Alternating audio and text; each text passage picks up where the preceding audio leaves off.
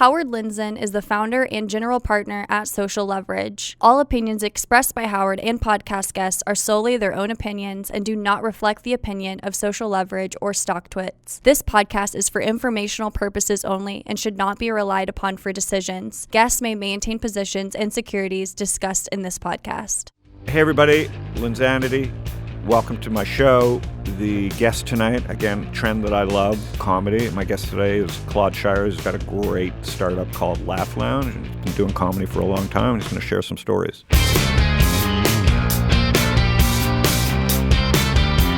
Welcome, Lindzanity. Awesome. Good to be here. You are going to be one of my first episodes. It could be 2 or 3. Awesome. I started with crypto, but right after crypto, there's nothing more. I'm never been more bullish on anything but comedy. I like laughing. Awesome. And I dream of one day being on stage doing stand-up comedy. I've done it when I was a kid, and you've done it. So introduce yourself. Hi, I'm Claude Shires. Nice to meet you guys. I'm a stand-up comedian. I'm famous. I know you guys all know me. I'm huge in China, literally and figuratively. I started doing stand-up in I don't want to date myself. 1998. Working the door at the Comedy Store. Yes. And then I became a paid regular at the Comedy Store, and I guess 2000 through Mitzi Shore, that whole process. Mm-hmm. And for me, it was great because stand-up, like, I watched all my friends like at TV shows like Sebastian and other comics just blow up. And I'm Comedy Store legend. Comedy Store is the kind of mecca of stand-up. Yep. So I became a paid regular at the Comedy Store, and then what I found out kind of early on was the kind of money that I was making doing stand-up, I never needed to worry. Unless I wanted to buy something. Yeah. So I became a video editor, and I learned the entire kind of video editing pipeline, and really actually kind of fell in love with it. Like, I thought I loved stand-up, and I still do, but I just fell in love with video editing because there was like more money in it, right? Yeah. And then I could support myself, and then there was the creativity. There was kind of a different tree. It was like I didn't have to wait on lights, camera, audience, liquor, whatever. Yeah. So I could actually cut that stuff together. And interestingly enough, like, it's timing, right? Like, stand-up is timing, right? Yeah, exactly. Amazon and... Mm-hmm. Oh, yeah. And then I basically, after I'd edited, like I don't know, 30 comedy specials, I got a call from Amazon. And they were like, hey, do you feel like producing these live streams? You understand the video technology. Could you do a live stream? And I said, sure. And they said, you're comfortable doing the post? And I was like, yeah. And they're like, you're comfortable producing? And I was like, sure. And they're like, how do you feel about directing? And I was like, sure. I literally talked my way. Yeah, exactly. So he just said yes. And I got the phone. And I was like, oh, shit, I got to figure this out. So I had been around the directors enough, like trucks and whatnot, so I could call it, but I basically hired everybody in the world to make me look good or prevent me from looking bad, however you would like to put it. And then after about 4 episodes of that show, I kind of had my, sea legs, so to speak. And then I took on the remaining 12 episodes for those series. And that's how I got my directing career going. Yeah, and so now you have a resume. And yep. Where is comedy headed? So what's exciting about comedy? How big is comedy? Comedy's booming. And I think it's like, well, obviously the advent of the internet and social media, and for people just to be able to find a comic and follow a comic, like social media around some of these comedians, 10, 15 million. On YouTube. On YouTube, Facebook, Twitter, Instagram. But what's the biggest? Where are comics? Mostly Twitter. Really? Yeah, Twitter. But well, I find Instagram. A lot of them just aren't as good. Twitter's a different art. Wouldn't they want to be on YouTube? It's just the followers there, and actually we're seeing a huge boom in comedy on Facebook. Like Facebook views, you can go out and get 4 or 5 million views overnight. Some of these comics like Countryway, just putting it up VOD, just basically posting. How do on people Facebook. Find you? They'll. I mean, they're fans most of the time. Like, you'll do a podcast. Yeah. Okay. I mean, it's interesting because people don't.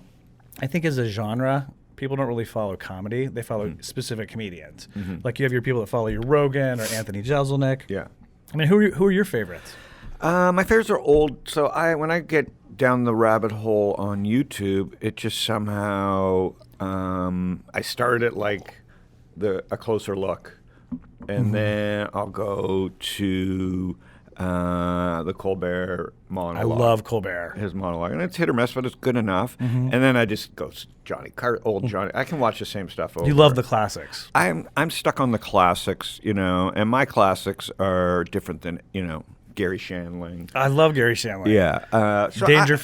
Dangerfield. So I never got over into the new guys. Maniscalco. Maniscalco's great. Maniscalco's great. I don't love his new stuff, but his raw old stuff, like with some of the shit just when you can laugh by yourself or giggle by yourself. When I see my daughter Rachel with her iPad giggling at The Office on the 10th time. Not the old Office, but like Carell's Office, Right, which is right. actually better than the original Office. And you kind of think that the English version copied the American version when I hear, because I tried to get my daughter into the original one.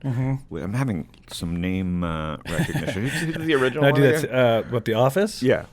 And but she just giggles over and over and over again. And so it's so personal comedy, and now there's so much of it that I've been fascinated by the industry and not really wanting to be in the industry, but then I met you randomly. I think someone that worked for you sent me your pitch. That's right. That was And actually I never open pitches that are sent to me by email, but I'm a sucker for comedy and lost some money in comedy deals. I think that was your opening line to me, by the way. I walked in with this hat, and you go, "Hey, that's great. I love that logo. I lose money in comedy all the time." I was like, "Oh, what the okay." So you're in LA, and I drove up to meet you with my daughter, and That's right. I loved the idea. So let's talk a little bit about Sure. Laugh Lounge, but Yep. first let's maybe run the explainer video. So I know if you're not watching on video, you can go head over to YouTube and watch it on my blog. But let's run the explainer video of Laugh Lounge because I think that hopefully does a great job. And then we'll. And this is the art. artist-facing video, just for context. Yeah, this is how artists Introducing Laugh Lounge, the best way to experience live comedy on your TV, tablet, or phone every night of the week. Laugh Lounge delivers live streaming comedy directly from comedy clubs across the country to your favorite device. This innovative new platform is already expanding audiences for artists and comedy clubs alike. Laugh Lounge was built by working comedians and production industry veterans to bring live streaming performances to comedy fans around the globe. We know firsthand the importance of reliable income for working artists. As a Laugh Lounge participating artist, you'll benefit in multiple ways. You'll receive a guaranteed minimum fee for your performance. You'll receive a share of Laugh Lounge's subscription revenue for the month in which your performance occurs. You can easily earn viewer-contributed tips with the Laugh Lounge digital tip jar.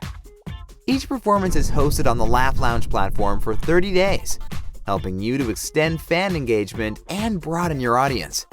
In addition, your artist profile page makes it easy to connect with fans, arrange bookings, share a performance calendar, and announce ticket sales. The Comedian Dashboard feature allows you to quickly see total laughs, views, and earnings from across all of your videos. Today, Laugh Lounge stands at the intersection of 4 major growth markets: live comedy, subscription video on demand, video streaming, social engagement. Our mission is to ensure that artists and comedy clubs are at the forefront of that growth. Grow your fan base. Grow your income. Join the Laugh Lounge revolution today. That was a $20 plug-in. No, I'm kidding. So now that you've demoed, this is on the artist side. So is it kind of like Patreon for comedians? That's funny because that was my old job, was a crowdfunding platform. It does have a little bit of that exact kind of feel to it, and it is similar. I would say Twitch, but Patreon, very similar. So Twitch for comedy. So what was the motivation and what is the true vision around it?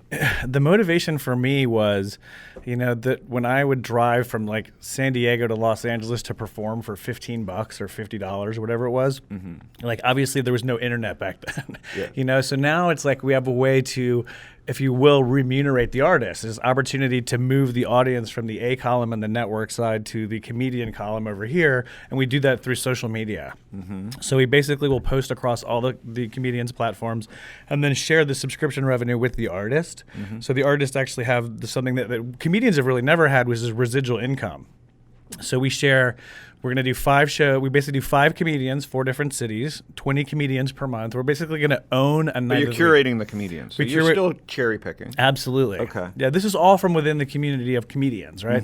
Community of comedians. Yes. And Yes. so what we want to do is New York, Los Angeles, Austin, and San Francisco.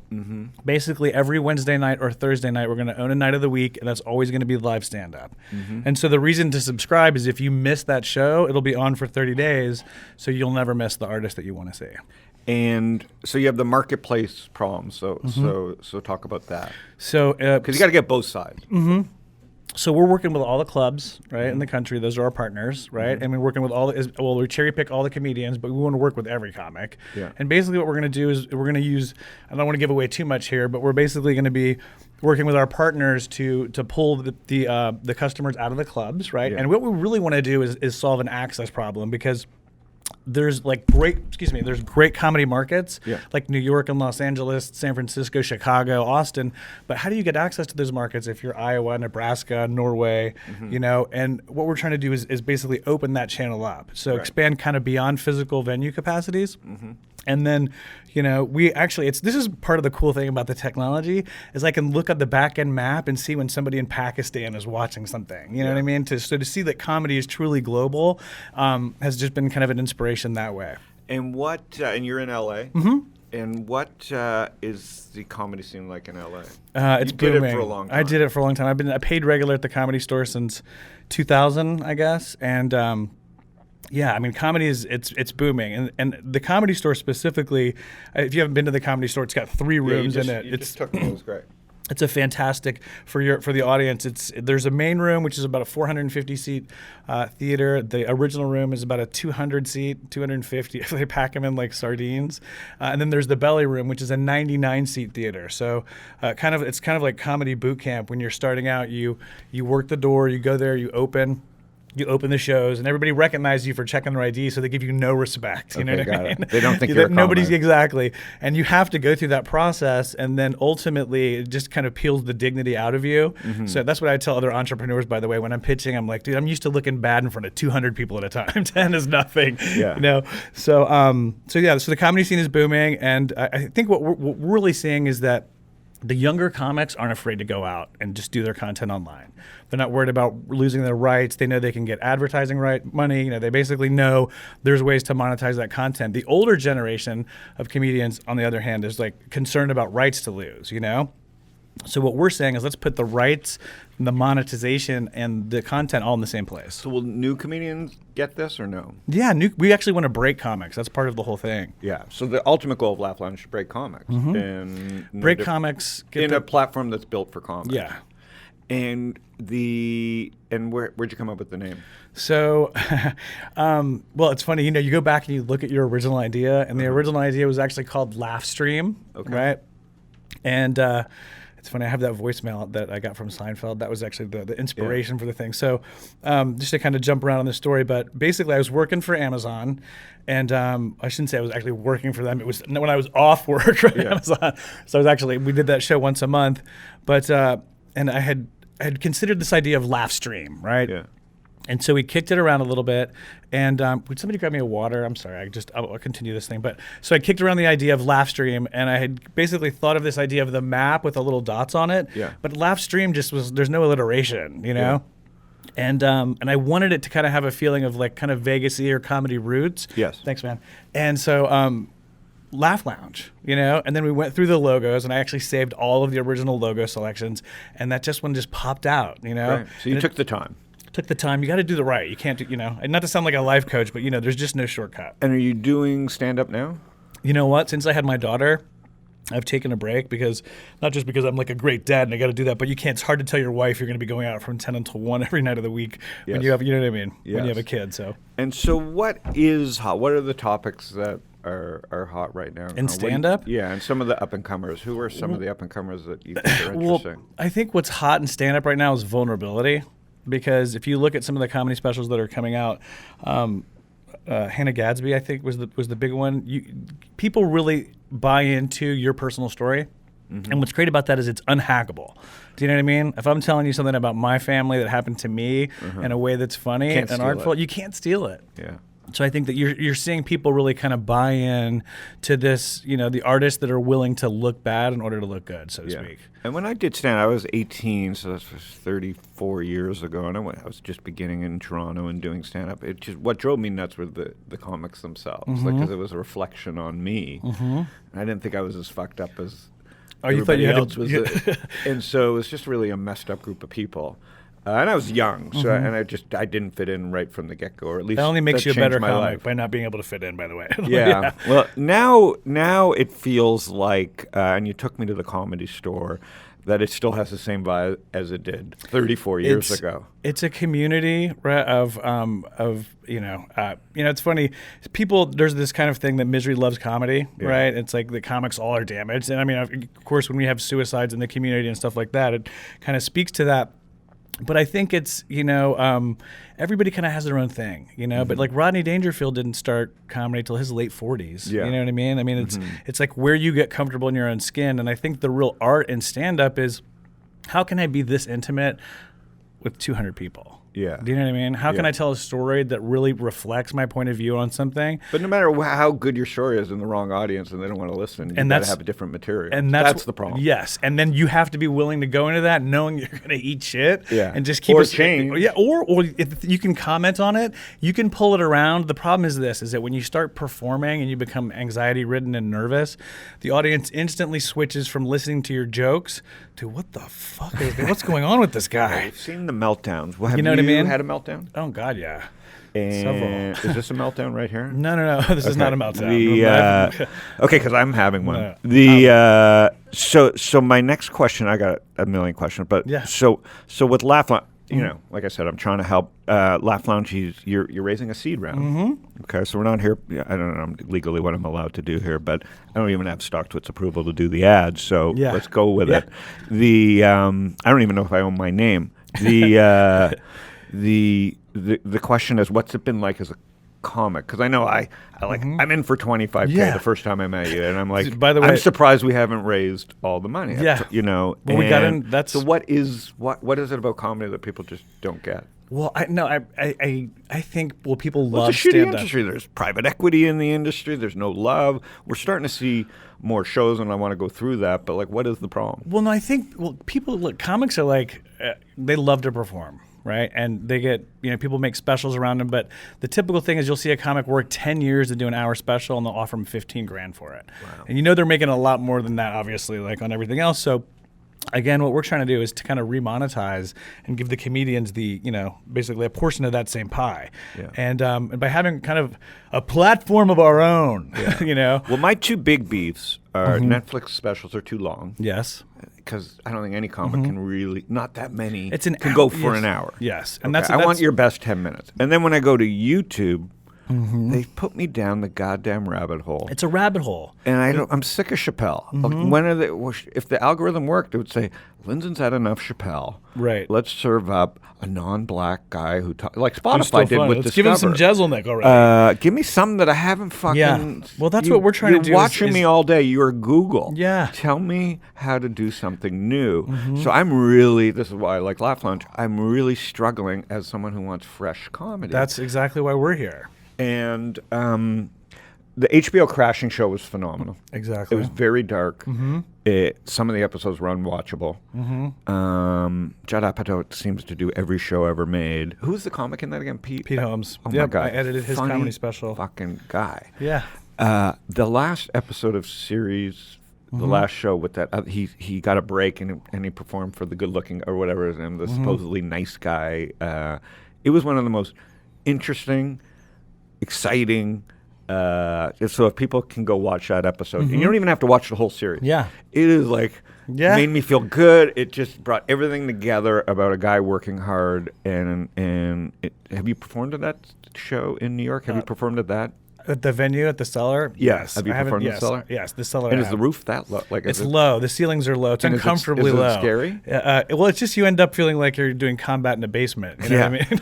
But is it easier to do it in that environment or harder? Well, actually, if the audience is attentive and again, if you have them on your side, then it's like dynamite in a small room, But because believe me, when you're performing in a theater of 1,200 and nobody's laughing, it's awfully quiet. Yeah. So it just depends. I think that if the audience buys into who you are, like Dave Chappelle is the master at that. I know, everybody says it. He's never had another job.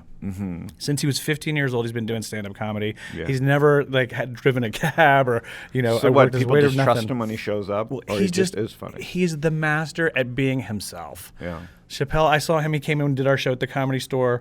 We have a monthly show at the Comedy Store. And Chappelle came in one night and did an hour at the end of the show. Wow. Literally sat on stage, smoked a cigarette, and talked. He's like, I love nicotine more than my children. He's like... And, but he can get away with almost anything. Yeah. And actually, you're legally allowed to smoke on stage in California as a right to the artist. And in his Netflix special, I think he was vaping. Yeah. So how many comics do you think perform high? I know Rogan's high. Perform high? Yes. Gosh, most Rogan's of them, high the all whole of them. show, right? Yeah, I think the entire Comedy Store is actually just high most of the time. Wow. No, well, I think it's interesting too because, well, on a sidebar to that is that now with marijuana being legal, that people come in and they don't drink as much because they come in and they're all hopped up on the devil's cabbage. So. Devil's cabbage. It is the devil, but you don't think? I don't think I could. If you're performing high, to me, that's like the problem is you forget shit. Like I forget shit when I'm not high. So if I go up there high, it's like you don't want to forget the punchline. But I guess if you've been smoking your whole life, some people just are better with it. So I guess. God bless. The thing is that when you're on the road, you'll do a show. I'll do like a 7 o'clock and a 9 o'clock. And in some of these places that are really trying to squeeze you, will give you a 7 o'clock, a 9 o'clock, and an 11 o'clock. So you might be on the 9 o'clock being like, did I did a joke at the 7 o'clock? Did I did a joke on already? Like, do you remember the best you've ever been? For sure. Okay, like, so what city? Where were you? No, it was here in LA. I mean, it was in LA for sure. Being at the Comedy Store and having like my wife and having my wife and everybody from acting class, like when I was 29 years old, and everybody came to the Comedy Store on a Friday night, and I was like, like just literally shitting in my pants to perform in front of these people. And Andrew Dice Clay. Do you carry extra underwear on nights like that? Yeah, we're double all the time. Yeah. And Andrew Dice Clay came in and bumped everybody and like went up right. Oh my God, it was okay. Just, so he bumps. Basically, what that means is like a big famous comic can come in and knock whatever comics off the lineup. Right. So he bumps the 3 comics that were before me and then does half an hour, walks half the audience, and then asks the piano player, he goes, hey, who's up next? And I was like, oh my God, I don't want to follow Andrew Dice Clay in front of my family. Is this peak Andrew Dice? This was like when he was in his low period, which is even worse. He was harder to be. Anyway, so he goes up and he goes to the piano player, he goes, who's next? And the piano goes, Claude Shires from La Jolla. You're going to love him. And he goes, God. Do you know him? You hang out with him? And the piano player goes, no. And Dice was like, well, maybe this guy's great. Maybe he sucks ass. And he drops the microphone. So I had to walk and pick up the microphone. And I was like, hey, give it up for Dice. He was great like 20 years ago. And everybody came around. And it was like, that was like the first time I was like, oh my God, I can fucking do this. Like, And the whole set went well. Yeah, the set went well. But if I hadn't called that out and like been willing to be an asshole, then. But Mitzi that's what happened in the last episode of Crashing. He became an asshole. To the famous guy that he was performing for, and it was funny, and so the guy had to like him. And that's the thing. You can buy their confidence back by being willing. Yeah. And I think that's something that they recognize. So I think with the VCs, I get away with a lot of stuff in my industry because I just goof on them.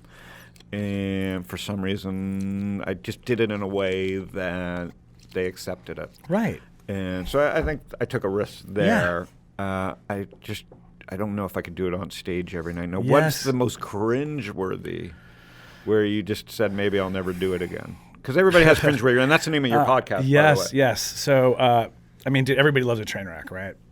So I did a show in Vegas for a bunch of car dealerships. Just a bad idea to begin with. And these guys had booked me based on my What YouTube kind of cars? It was just like American cars. So nothing it was exactly. I was fucked from the beginning. Yeah. And I get there, and so I do this joke in my act where I talk about like my wife is always. She's like, you should get out of your comfort zone and just do something different. Like, get a manicure and a pedicure and a facial. And I was like, dude, there's no way I'm going to get, the meaning facial has a totally different meaning to guys than it does to girls, know? She's like, maybe you get out of your comfort zone once in a while. And anyway, so they booked me on this act from YouTube, right? So I go up on stage, and these guys have been drinking since 4 o'clock. So I go up at 9 o'clock, no introduction. The guy was like, oh, we have a comedian that's like trying to perform in C Block. So I go up there. And I do this, I start doing my act, and they're just like, the people are heckling and throwing stuff, and I'm the opening act. Yeah, so it's not going to get better. So it's not going to get any better. And so I go up, and I start doing my jokes, and I do that one specific joke, and I see this guy get up and grab his daughter's hand and like walk out. I was like, I didn't even know who that guy was. And they're like, oh, that guy owns the dealership. So it was like, basically the hook came out at that point, you know what I mean? And I was like, hey, you guys have been, I didn't even get to say good night. And they were like, thank you so much. We're going to go ahead and close the show down for everybody. And so I was like, well, glad we got our check before we started. So that's the reality of comedy. So with Laugh Lounge, I think you're taking they're in their native environment. They're at the comedy club. The cameras are there anyways, And do you edit their bits, or is it fully? So no, we basically we're live. The show goes live, and then every night of every Laugh Lounge show that we have, like the night of the week that would be live, and then we would do a cut down of that show that would go up the next night. Right. So and that's what would stay up for 30 days. And who inspired you quickly in comedy? George Carlin, Robin Williams, Stephen Wright. Did you get to Mike meet O'Connell? Did you get to meet most of them? Robin Williams, yeah, I got to meet him. And was he nice? Yeah. Jim Carrey, amazing. Amazing. That's who started when in Toronto. That's who I used to watch, and Mike Myers as well. Yeah, Mike Myers, fantastic. He's a legend. So, well, good luck with Laugh Lounge. Thank you. To leave, I want to run one of the ads because they're funny. Yeah. It's fun. You're having fun. This ad got pulled from Facebook. Why? Yeah, well, no. You We didn't actually kill were running somebody? No, I think it was because it had it was comedy, but it had a gun in it. So it was like, Doesn't the all comedy object have a gun in recognition it? technology is just off the hook So we're now. going to run this ad, which is kind of your brand. It's a little dark. Yeah. Hey, what you up to tonight? We'll be your friends. We're cool. Yeah, we are cool. Yeah, you guys seem cool. Come on, man. I like this guy.